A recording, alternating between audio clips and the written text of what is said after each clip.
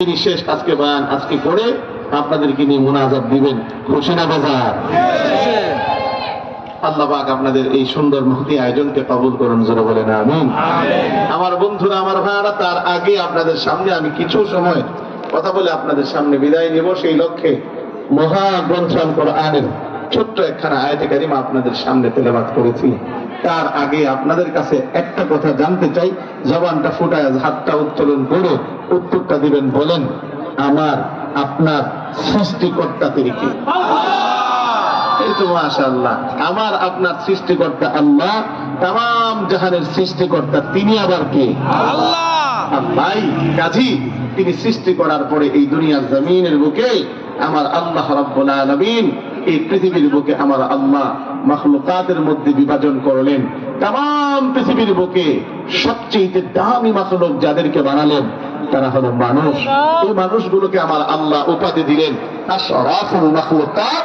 তাম সৃষ্টির মাঝে শ্রেষ্ঠ জীব হলো মানুষ। এই মানুষের মাঝেও আমার আল্লাহ তিনি বিভাজন করলেন, স্তর বিন্যাস করলেন।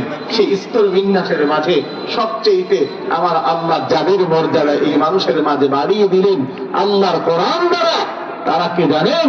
তাদের কথা আমার আল্লাহ সরাসরি কোরআনে মাজিদের মধ্যে বললেন, ইয়ারফাইল্লাহুল্লাযীনা আমানু মিনকুম ওয়াল্লাযীনা উতুল ইলমা দারাজাত।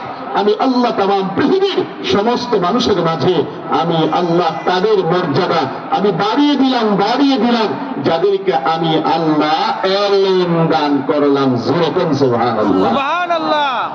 এলেম কাকে বলা হয় এবার বোঝার বিষয়। দুনিয়াবি এলেম, এলেম মানে হলো জ্ঞান। এখন যে কোনো জ্ঞান কি জ্ঞান নাকি? বলে হ্যাঁ, যে কোনো জ্ঞান জ্ঞান না, আমার আল্লাহ সেটাও পার্থক্য করে দিলেন।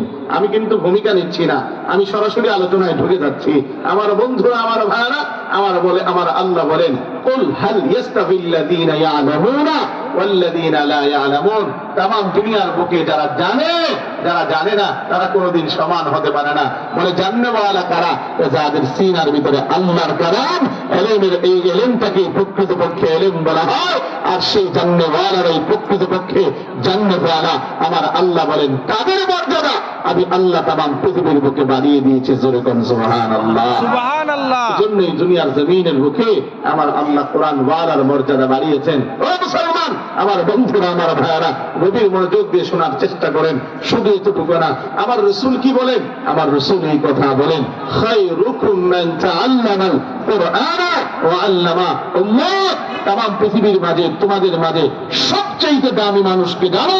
সবচেয়ে উত্তম মানুষ হলো এই দুনিয়ার জমিনে যারা কোরআনের ইলম শিক্ষা গ্রহণ করে। তারপরে রাসূল বলেন যারা কোরআনের ইলম শিক্ষা দান করে। চিৎকার মেরে যেরকম সুবহানাল্লাহ, সুবহানাল্লাহ। সুবহানাল্লাহ বলতে অনেকের মুখটা বন্ধ থাকে। আচ্ছা বলেন সুবহানাল্লাহ অর্থটা কি? একবার বলেন তো দেখি। আল্লাহ পবিত্র, আল্লাহ পবিত্র।